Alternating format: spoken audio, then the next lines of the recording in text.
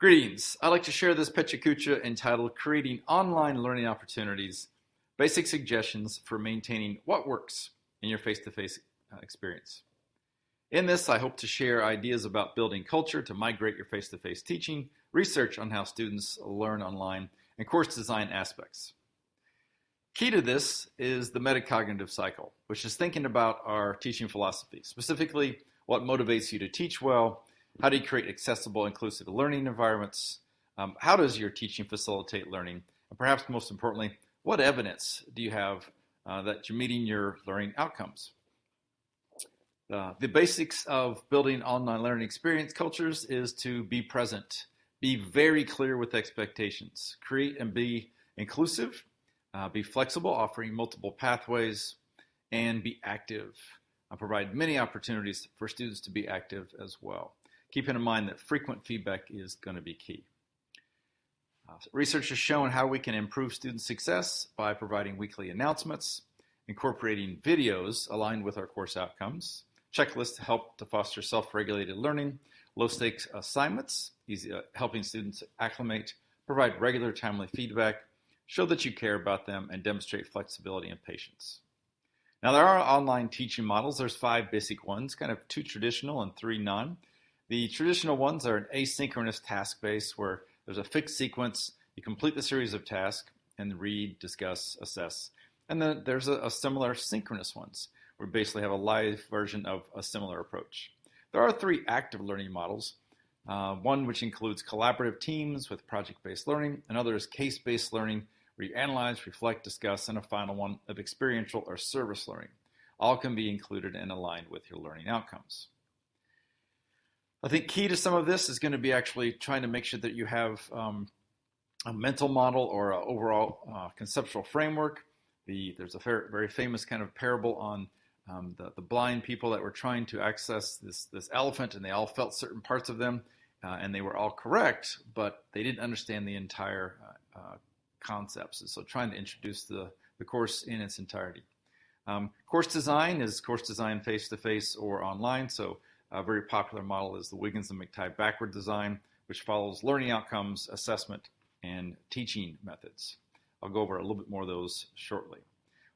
We want to make sure that we capitalize on the learning environment. So if it is online, try to basically allow students to function online, research online, access communications in various ways, and create some ongoing projects so the students can connect to those and connect to the learning outcomes as it goes. And speaking of the learning outcomes, this is really key. We have our plan. We want to make sure that the plan is clear and we mitigate for any possible kind of problems and roadblocks. We should all know that creating learning outcomes come in typically 3 forms. What the students will be able to know, the cognitive, do with psychomotor, and then value the affective dispositions. These should be skill-based and use our action verbs.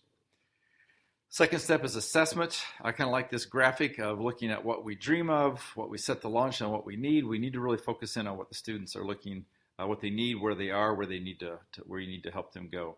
So we use 3 major terms: assessment, measurement, and evaluation.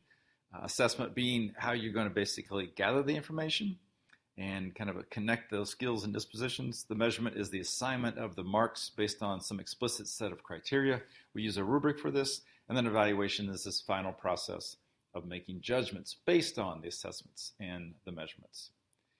The second part of there is measurements. This is an example of a rubric. There are many, many types of rubric. They're built to be a bridge between the learning outcomes and the assessments.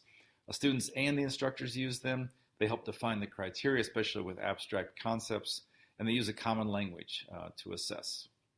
I do want to make a really quick note on the concept of technology. And I use the term appropriate, relevant, and meaningful technology. There's a lot of research done on this. The EDUCAUSE Horizon report you might want to glance at. I tend to kind of share the idea of what's called the SAMR Model. I'll share with an example of that here, but the bottom line of the SAMR Model shows you that you might think about using technology with S for substitution, A for augmentation, M for modification, or R for redefinition. There is no right or wrong. This is not a race. It's about defining which one of those that really align with where you're headed. Lots of common ideas that can be used, word clouds, blogs, podcasts, green screens, all kinds of things that we can share more information about. The third step in the backward design is teaching methods. These should be obviously active, a little less didactic and more kind of open-ended in getting students engaged. It's all about the engagement. You might want to glance and understand the Bloom's taxonomy and really be intentional about your levels. Thinking about a little less traditional and more active learning online, getting them to do some things. I've got a list of 280 active learning techniques that I can share, but trying to think about more inductive thinking, project-based, inquiry-based, and ultimately trying to help them transfer information from short-term to long-term memory so they can apply that. This should kind of culminate in how they can connect this application. So the information processing, many ways to connect that working memory to the long-term memory.